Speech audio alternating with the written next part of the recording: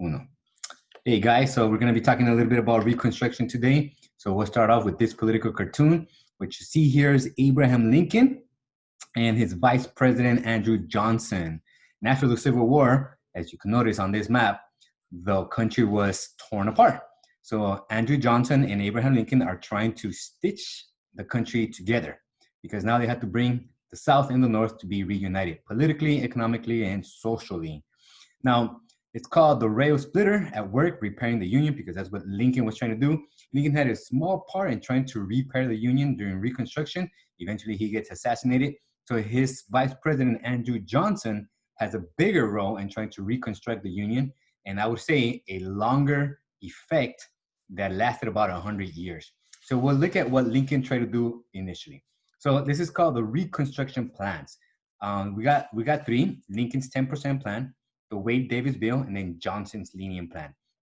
So Lincoln, before he was assassinated, this is what he said. So the southern states who had seceded, who in his mind were in a state of rebellion, in order for them to be readmitted back to the Union, Lincoln said that he was going to provide amnesty to most Confederate soldiers. So amnesty means forgiveness. So he was going to forgive most Confederate soldiers depending on the crimes.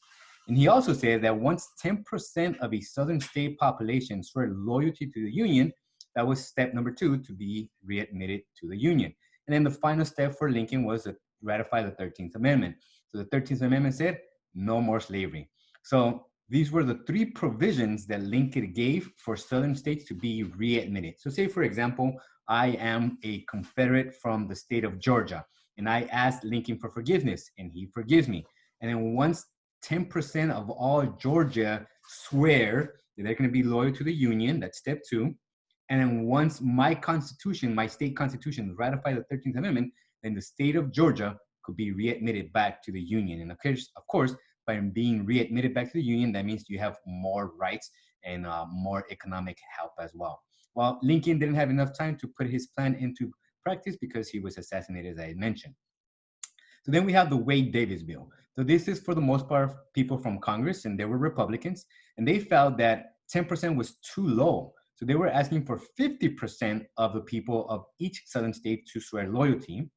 The new southern government that was going to be established has to be people who did not serve in the Confederate Army. And most of the people that served in the Confederate Army were part of the government before the Civil War.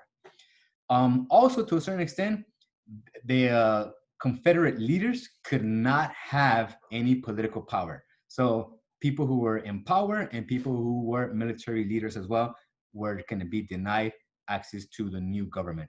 And of course, the ratification of the 13th Amendment as well. Again, there was a lot of conflict once Lincoln was assassinated between the Wade Davis bill and Andrew Johnson. So Andrew Johnson comes up with his own plan. And again, he wanted to be pretty lenient and pretty easy like Lincoln's plan. So Andrew Johnson also said 10% loyalty oath and the ratifications of the 13th Amendment. Now, here's a little bit different. Andrew Johnson was from the South, and he believed that the South should be readmitted to the Union pretty quickly. So he also offered amnesty to ex-Confederate soldiers and ex-Confederate leaders. Pardon means also forgiveness. So Johnson, all he wanted was for these leaders to ask him for forgiveness. And once they did that, they were going to be allowed back to the Union. And then, of course, Johnson said that all the land that was taken away from these masters and these Confederate leaders, that was going to be returned to them at the end of Reconstruction. So we have a lot of conflicts over how Reconstruction should take place. And this is just one of our 3 examples of it. So we continue. One of the things that the Reconstruction plan or Congress did was provide the Freedmen's Bureau. And the Freedmen's Bureau was a program organized by the federal government, created in March 1865, and it was supposed to help displaced people by the war. So if my family was displaced during the war, then they were going to help me reunite with my family. They were also going to educate whites and blacks, and blacks started their own schools with the help of the Freedmen's Bureau as well. So that's a major change. It's a major effect of Reconstruction. African Americans gaining an opportunity to get educated. Before the Civil War, it was illegal for Black people in the South to get an education. So now the Freedmen's Bureau is providing for an education for African Americans.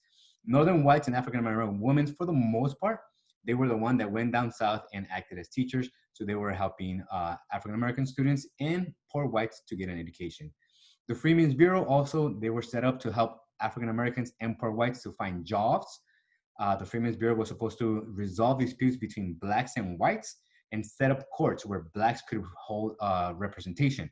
Again, it was a strive for African Americans to be able to do this. But as we're going to see later on, a lot of times whites actually prevented African Americans from exercising their rights during Reconstruction, and those also that the Freedmen's Bureau established.